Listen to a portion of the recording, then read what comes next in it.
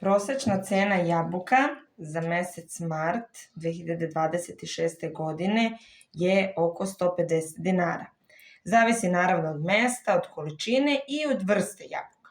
Na primer, ajdara je među najjeftinijim jabukama, ovo je čak i domaća jabuka, evo vidite kako je malo, ali samim tim i najbolja.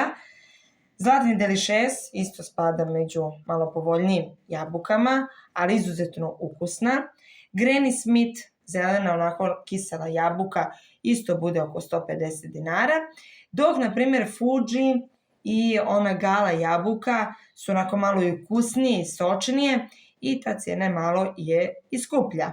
Ali sad zavisi ko šta voli i da li se spremi pite, kolači, to je isto jako važno. Zlatni delišes, onako malo slađi, ajdara takođe, tako da za decu ovo je idealno. Prosečna cena za mesec mart 2026. godine je oko 150 dinara.